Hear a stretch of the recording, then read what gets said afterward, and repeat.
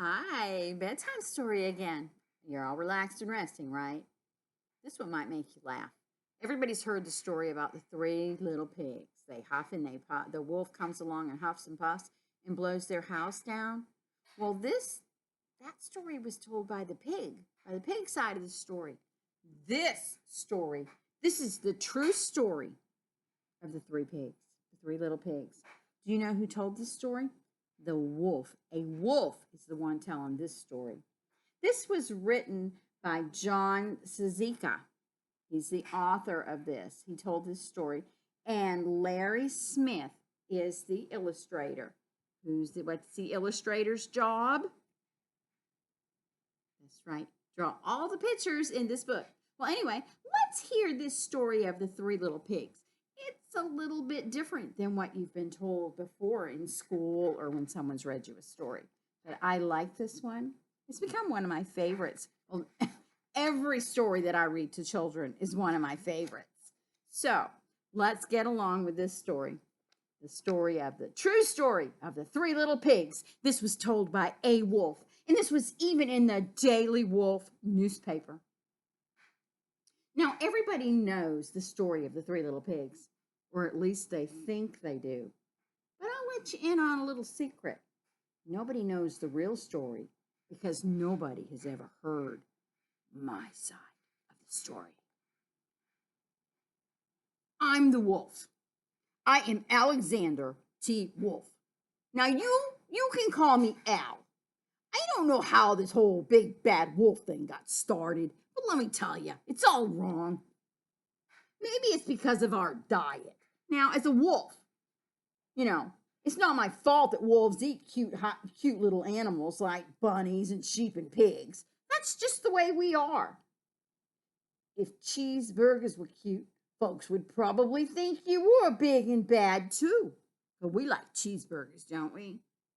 Well, he just happens to like them with rabbits and mice, and he eats this stuff. Now, but like I was saying, the whole big bad wolf thing, it's all wrong. The real story is about a sneeze and a cup of sugar.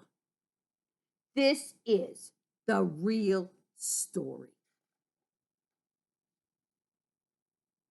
Way back in once upon a time, I was making a birthday cake for my dear old granny. And I had a terrible sneeze and cold. Well, let me tell you what happened. I ran out of sugar. You need sugar to make a cake. Oh, he's got a bunny in there, though, too. I see the bunny ears. So I walked down the street to ask my neighbor for a cup of sugar. Now, this neighbor was a pig, and he wasn't really bright either. He had built his whole house out of straw. Can you believe it? Who in his right mind would build a house out of straw? Here he is walking down the road.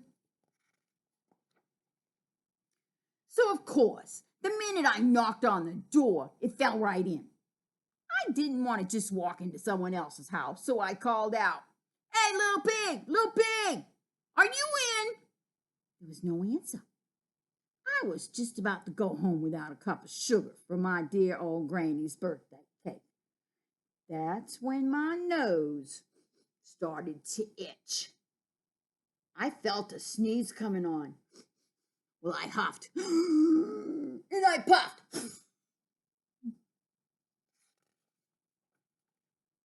Yes, he puffed hard. And I sneezed a great sneeze. That's all that happened. And do you know what? That whole straw house fell down. Right in the middle of the pile of straw was the first little pig. Dead as a doornail. He had been home the whole time. He just wouldn't answer the door because it was me. It seemed like a shame to leave a perfectly good ham dinner just laying there on the straw, so I ate it up. Think of it as a big cheeseburger just lying there.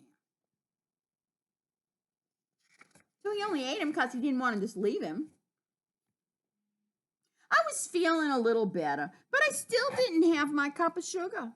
So I went to the next door neighbor's house. This neighbor was the first little pig's brother. He was a little smarter, but not very much. He made his house out of sticks. Now, sticks is stronger than straw. Straw is just like hay. So I rang the bell on the stick house, and guess what? Nobody answered. I called, Mr. Pig, Mr. Pig, are you in? He yelled back, go away, Wolf. You can't come in. I'm shaving the hairs on my chin. I had just grabbed the doorknob when I felt another sneeze coming on. And I huffed and I snuffed and I tried to cover my mouth. And I sneezed a great sneeze. And you're not going to believe it, but this guy's house fell down just like his brother's. When the dust cleared, there was the second little pig. That is a doornail. Now, you do know that food will spoil out in the open. If you just leave it there, it's just going to spoil. You know that. That's why we have refrigerators.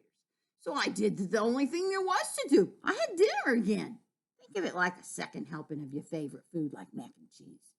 I was getting awfully full, but my cold was feeling a little better. And I still didn't have that cup of sugar for my dear old granny's birthday cake. So I went to the next house. This guy was the first and second little pig's brother. He must have been the brains of the family because he had built his house out of bricks. Now, bricks are strong, a whole lot stronger than hay, then a whole lot stronger than sticks. I knocked on the brick door, and there was no answer. I called, Mr. Pig, are you in? And you know what? That rude little porker answered, get out of here, Wolf. Don't bother me again. Talk about being impolite. He probably had a whole sack full of sugar, and he wouldn't even give me one little cup for my dear sweet old granny's birthday cake. What a pig. I was just about to go home and maybe make a nice birthday card instead of a cake when I felt that cold that I got coming on again. I huffed. And I snuffed. And I sneezed once again. Achoo! And the third little pig yelled, and your old granny can go sit on a pin. A pin would hurt if you sit on it. Now, I'm usually pretty calm and a good fella. But when somebody talks about my granny like that, I go a little crazy.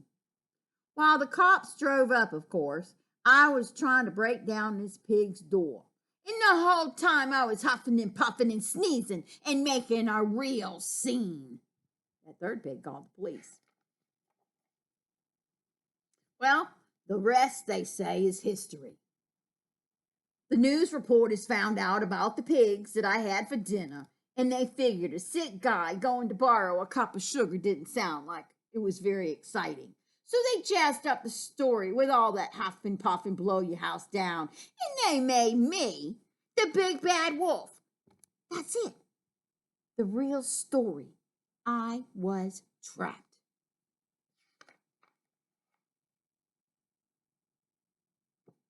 But maybe you could loan me a cup of sugar. Still got to make that cake for my granny. The end. Everyone knows the story of the three little pigs, or they thought they did. The wolf is telling you what really happened. And you know what? He never got to make a cake for his granny for her birthday. Instead, he got put in jail. So anyway, that's two sides of the same story. So I love you guys. This has been fun. Sleep tight, sweet dreams, and until next time, maybe I'll sneak in and see you. Good night.